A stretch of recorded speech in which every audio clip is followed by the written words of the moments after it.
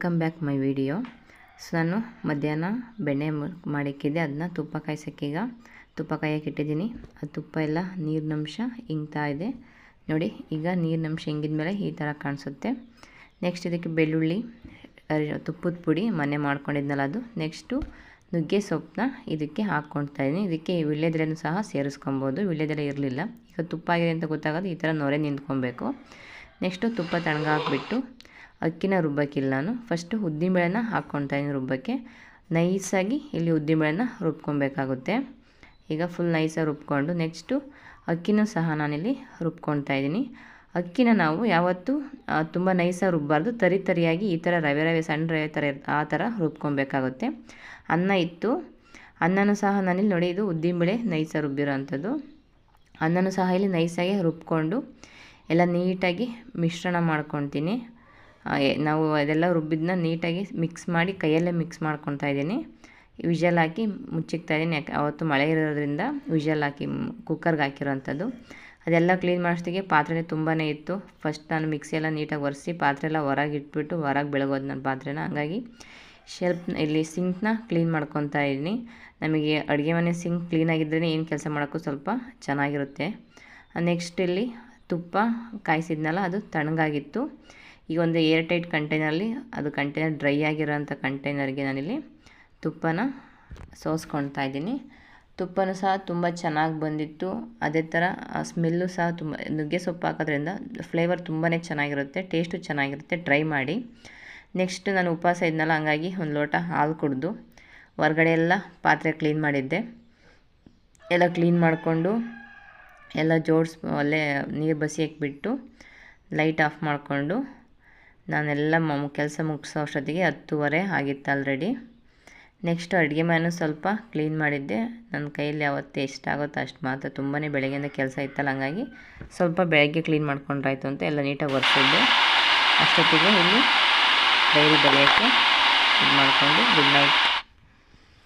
ಈಗ morning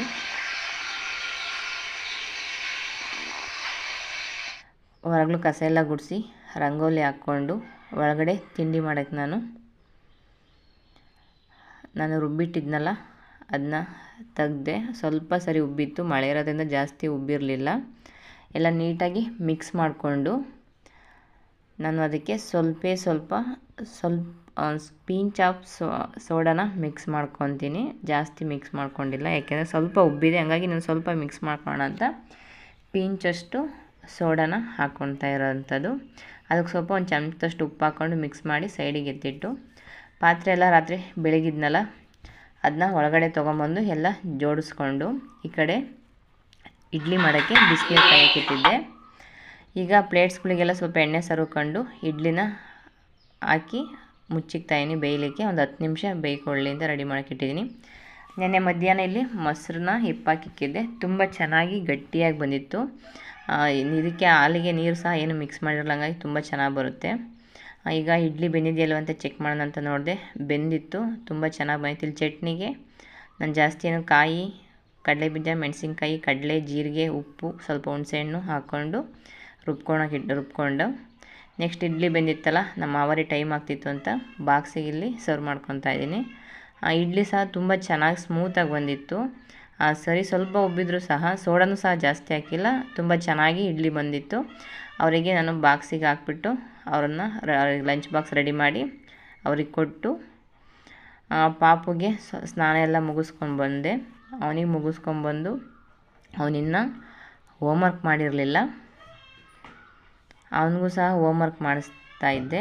next ಅವ್ನಿಗೆ homework ಮಾಡಿಸಾದ್ಮೇಲೆ ಅವನಿಗೂ ಇಡ್ಲಿ ನಾನಿಲ್ಲಿ ನೋಡಿ ಯಾವ ಥರ ರೆಡಿ ಮಾಡಿದ್ದೀನಿ ಅಂತ.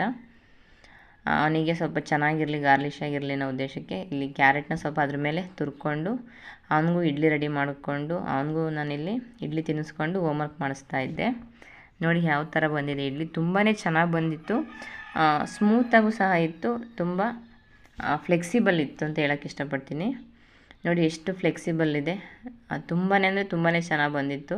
ಅವ್ನು ತಟ್ಟೆ ಇಡ್ಲಿ ಬೇಕು ಅಂತ ಅಂತಿದ್ದ ಅಂತ ನಾನಿಲ್ಲಿ ಅವನಿಗೆ 1-2 ಪ್ಲೇಟಲ್ಲಿ ಎಣ್ಣೆ ಸರ್ವಿ ತಟ್ಟೆ ಇಡ್ಲಿನ ಅದೇ ಇದರಲ್ಲಿ ಬಿಟ್ಟಿದ್ದೆ. ನಾನೇನು ಬೇರೆ ಸಹ ಬೇಯಿಸಿರಲಿಲ್ಲ, ಇಡ್ಲಿ ಪಾತ್ರೆಯಲ್ಲೇ ಇಟ್ಟು ಬೇಯಿಸ್ಕೊಂಡಿದ್ದು. ತುಂಬಾ ಚೆನ್ನಾಗಿ ಬಂದಿತ್ತು. ಇದಕ್ಕೆ ಸ್ವಲ್ಪ ಅವನಿಗೆ ತುಪ್ಪನ ಮೇಲೆ ಹಾಕ್ಕೊಂಡಿದ್ದೀನಿ.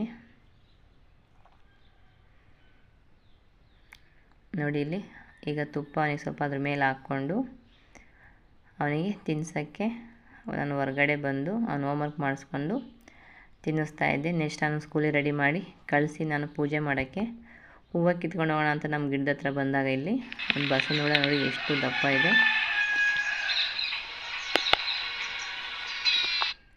ಫ್ರೆಂಡ್ಸ್, ಅದು ನಾನು ಸುಮ್ಮನೆ ಟಚ್ ಮಾಡ್ತಿದ್ದೆ. ಈ ಕಡೆ ಟಚ್ ಮಾಡಿದ ತಕ್ಷಣ ಆ ಕಡೆ ಇದಾಗೋದು, ಈ ಕಡೆ ಟಚ್ ಮಾಡಿದ ತಕ್ಷಣ ಆ ಕಡೆ ಟಚ್ ಮಾಡಿದ ತಕ್ಷಣ ಈ ಕಡೆ ಬರ್ತಾಯಿತ್ತು. ನೆಕ್ಸ್ಟ್ ಪೂಜೆಗಿಲ್ಲಿ ಅವಲಕ್ಕಿ ಪಾಯಸ ಮಾಡಿದ್ದೆ.